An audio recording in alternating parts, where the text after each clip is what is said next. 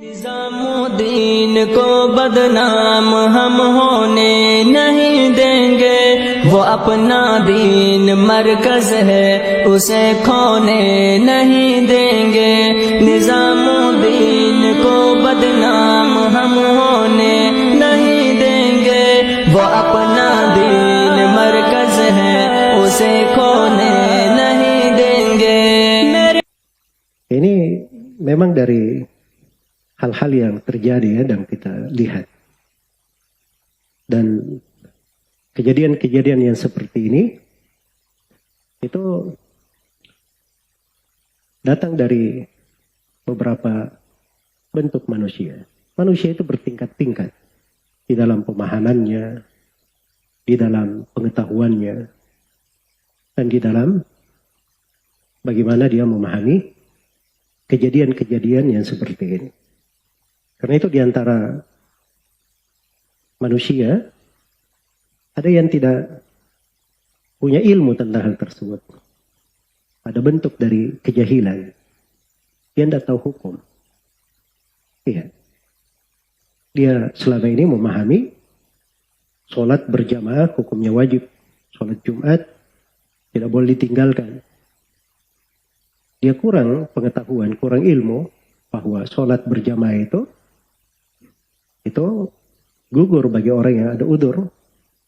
Sebagaimana sholat Jumat juga itu bisa tidak dihadiri apabila ada udzur. Dan itu menurut kesepakatan ulama. Tidak ada silang pendapat di dalam hal tersebut. Iya. Karena itulah dari kondisi sebagian manusia yang tidak mengambil keringanan yang Allah berikan di dalam hal ini, apalagi hal tersebut adalah suatu maslahat yang darurat yang harus dijaga karena terkait dengan keselamatan jiwa, jangan sampai tersebar dari penyakit yang bisa mencelakakan. Nah, ini harusnya diperhatikan, dijaga. Jadi orang-orang yang punya semangat tapi tidak punya ilmu, nah ini kadang perlu diberikan penjelasan dan ilmu agar supaya dia memahami hal yang sebenarnya. Ada masalah-masalah yaitu merupakan wewenang pemerintah. Wewenang pemerintah. Nah, maka pada ranah yang merupakan wewenang pemerintah, tidak boleh seorang itu ikut-ikut di dalamnya. Malah itu dari kewajiban syar'i dia kembalikan kepada pemerintah. Iya. Ya kalau pemerintah misalnya sudah menghimbau agar supaya sholat di rumah-rumah, kemudian ada yang menghimbau DKM untuk tetap sholat di masjid, ini namanya menentang keluar dari wewenang yang harusnya dijaga terhadap pemerintah. Itu iftiyat disebut di dalam pembahasan ilmu agamanya. Iftiyat ala ulatil amr. Itu hanya muncul dari orang-orang yang jahil akan pemahaman agama, atau dia punya pemahaman menyimpang karena sering menyelisihi pemerintah pada hal-hal yang merupakan wewenangnya. Ya akhi, terlalu berlebihan, antum di Jogja masih jauh ya. Nanti nggak ikut pengajian karena takut apa? Corona. Ya kalau mungkin qadarullah seperti kondisi di Wuhan, virus corona di mana-mana, ya mungkin saja boleh seorang menghindar dalam kondisi demikian. Tapi kalau sekarang di satu Indonesia 250 juta, baru cuma 2 orang yang kena, itu pun masih dipermasalahkan benar kena atau tidak, masih banyak isu-isu yang belum pasti. Terus antum sudah meninggalkan sholat berjamaah, terus di rumah nonton internet, kemudian mati kena corona di situ gimana? Ya, dalam sebagian lokasi, Anda dengar teman-teman cerita di Italia, dia tidak tahu kena dari sisi mana. Tahu-tahu terkena, atau sebagian negara saya lupa. Dia tidak merasa kontak sama orang Cina, tidak merasa safar dari mana-mana, dia kena corona. Ya, kita nggak tahu. Kita nggak tahu. Oleh karena, maksud saya, nanti kondisinya sudah parah, misalnya pemerintah, saya dengar di Jakarta mungkin akan ada instruksi dari gubernur, ya, hafizahullah, misalnya dilarang mengadakan acara-acara keramaian. Ya sudah, kita taat. Ya, kalau ternyata masjid tidak boleh datangi karena terbukti terjadi banyak virus corona, ya sudah, tidak usah datang. Tunggu instruksi. Tapi kalau masih belum ada apa-apa, ya, kemudian sudah tidak sholat berjamaah, kemudian meninggal. Repot. Di rumah nonton YouTube, nonton internet, nonton sinetron, nonton film. Ya. Ya sholat itu yang utama kita berjamaah di masjid. Kalau sholat sendiri itu 1, kalau sholat berjamaah 27 derajat. Kata Nabi SAW, sholatul rajul fil jamaah tudha'afu ala salatihi fi baiti wa fi suqi 25 dhi'fa. Sholat seorang yang berjamaah dilipat gandakan dari sholatnya di rumahnya di pasar 25 derajat. Dalam riwayat yang lain, riwayat Ibnu Umar, Rasul bersabda, "Shalatul jama'ati afdalu min shalatil fardhi bi 27 darajah." Dalam hadis riwayat Bukhari dan Muslim, Nabi bersabda, "Shalatul jama'ati, salat berjamaah afdalu, lebih utama min shalatil fardhi, lebih utama dari salat sendiri bi 27 darajah, 27 derajat." Makanya semua perhatikan, laki-laki ini diperintahkan untuk salat berjamaah di masjid, bukan sendiri-sendiri. Semuanya berjamaah di masjid. Dan 27 keutamaannya, perhatikan, 27.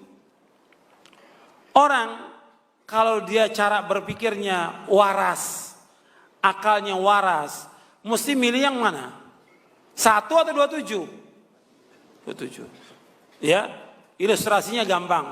Kerja di pabrik ini, gajinya umpamanya 27 juta. Di pabrik yang lain 1 juta. Dipilih yang mana?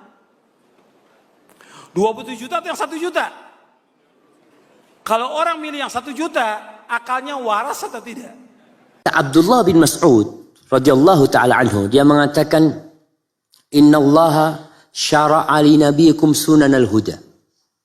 Allah telah mensyariatkan bagi nabi kalian, nabi kita Muhammad sallallahu alaihi wasallam, sunnah-sunnah petunjuk. Dan termasuk sunnah petunjuk itu adalah salat di tempat azan dikumandangkan. Wa innahunna min sunanil huda. Itu termasuk salat petunjuk.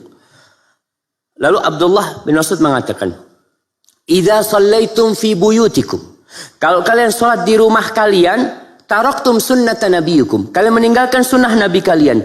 Walau taraktum sunnata nabiyukum la dhalaltum. Kalau kalian tinggalkan, kalian akan tersesat. Enggak jadi istiqomah jadinya. Di sini kita bisa. Orang-orang munafik sifatnya itu malas ke masjid. Khususnya pada salat isya dan subuh. Sangat berat sekali. Seberat-berat salat bagi orang munafik, salat isya dan subuh. Ke masjid, bukan di rumah. Kalau di rumah, perempuan. Antum mau jadi perempuan?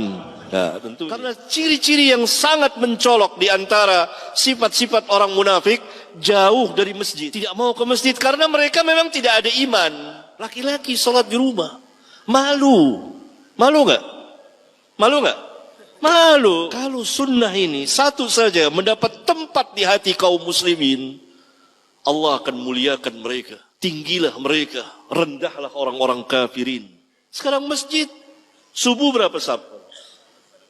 Rata-rata ya kan? Berapa saf? Ada seperti ini? Nggak ada.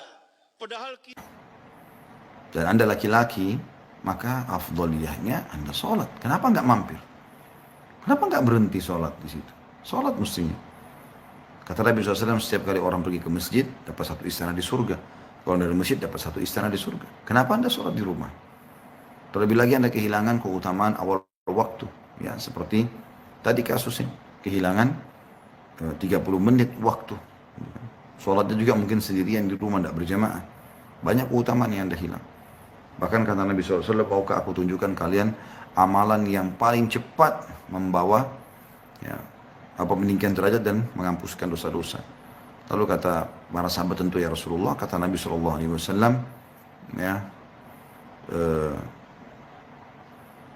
perbanyak langkah menuju ke masjid dan beruduk di waktu yang dibenci, beruduk di waktu yang dibenci, kayak pada saat mau tidur malam, musim dingin, atau batal uduk lagi gitu kan. Dan juga memperbanyak langkah menuju ke masjid.